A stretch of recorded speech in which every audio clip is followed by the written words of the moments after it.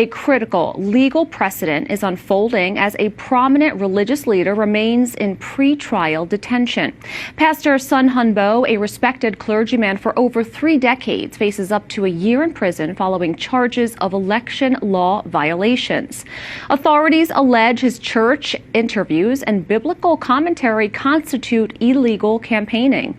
Advocates warn that this case signifies a shift from administrative fines to criminal imprisonment, potentially muzzling religious expression across the peninsula. The global community is now closely monitoring the upcoming trial.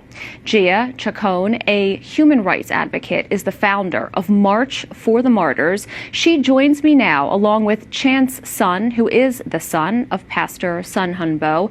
Thank you both for coming on.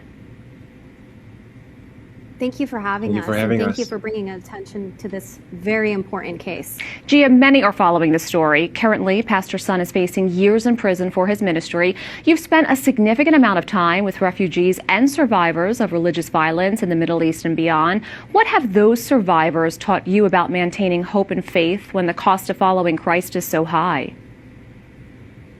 It's unbelievable. I mean, I think as Americans and as Westerners, a lot of times we think when persecution comes and when Christians are in prison that they are downtrodden and hopeless. But oftentimes it is in these circumstances that they feel the closest to the Lord. And I know that Pastor Sun actually has said from prison that he is still evangelizing and he's maintaining hope and closeness.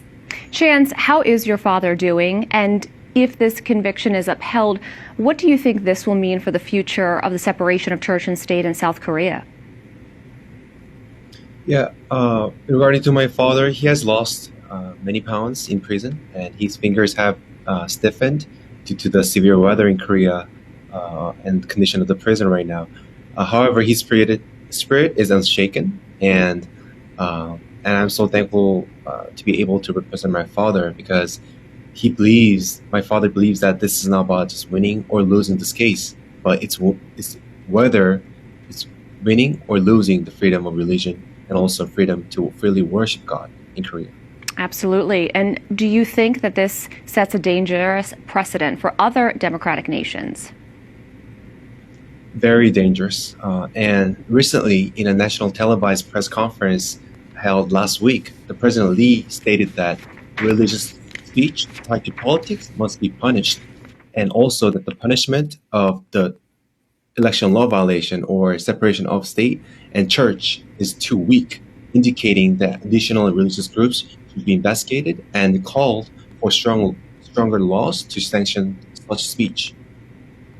Gia, do you find that many people are being persecuted now more than ever before when it comes to practicing their Christian faiths? Yes, unfortunately, Christian persecution is increasing every single year. And the numbers as of 2026, over 385 million Christians worldwide face high levels of persecution. And I think a lot of us have the understanding that perhaps it's radical Islam is the #1 driver, but on the contrary, it's actually communism that is the #1 driver of Christian persecution. So paying attention to cases like Pastor Sun, and what's happening across Asia and even in places like South America, standing up against communism is very important for the future of Christians everywhere. Well, we will continue to follow this. Gia Chacón and Chance Sun, we really appreciate you both being here. Thank you again. Thank you. Today